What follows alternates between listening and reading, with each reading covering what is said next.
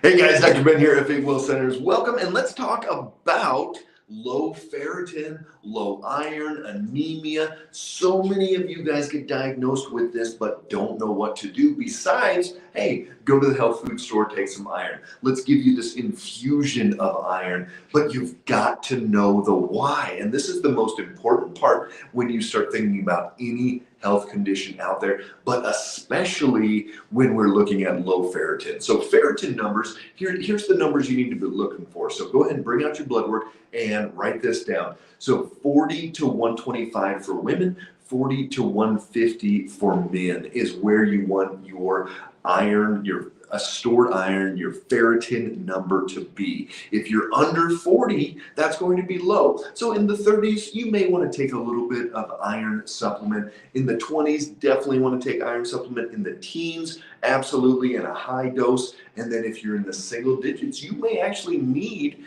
infusions to get that up. But here's the deal.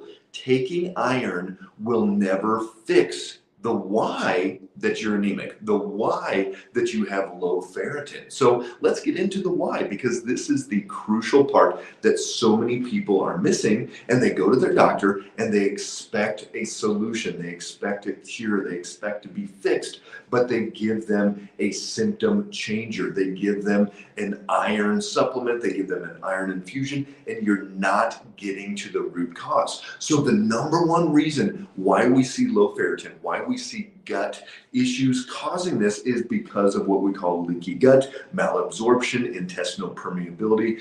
There is damage going on in that intestinal lining. It can be many different things. NSAIDs, the non-steroid anti-inflammatory drugs like aspirin, ibuprofen, Tylenol, all of these different ones are going to cause irritation to the gut lining. One regular aspirin, you lose a cc of blood. So a cc of blood is going to be a cubic centimeter of blood every time you take an aspirin. So are you losing blood in there? Sure.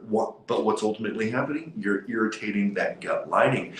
Then you get into ibuprofen, Tylenol, Advil, all of these other NSAIDs irritate that gut lining. You look at any type of antibiotics that you've taken, whether you needed them or they were given to you inappropriately, it doesn't matter.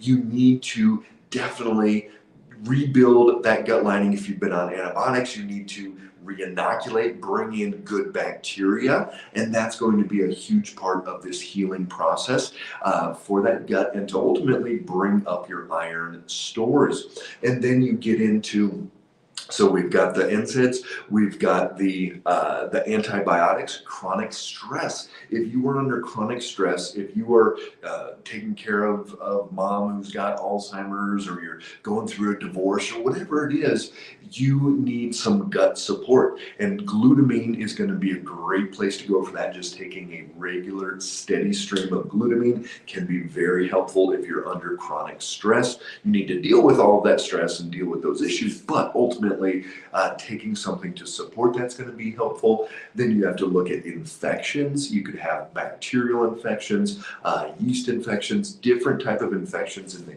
gut, and that is going to contribute to this. Excuse me, that's going to contribute to this as well.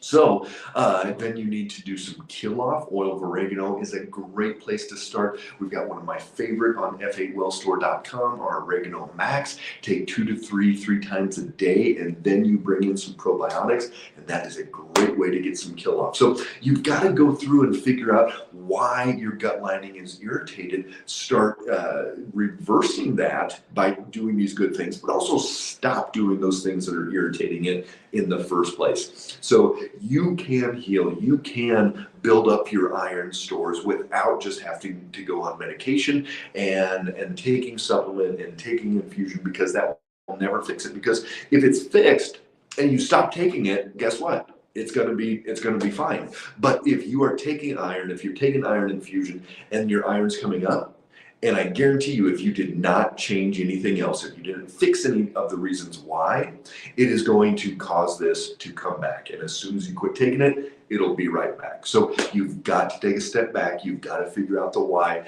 Intestinal permeability, leaky gut, malabsorption, all of these are going to be amazing and wonderful for healing up your gut and ultimately getting more of this iron buildup and stores in your system. So thank you guys so much for being on it.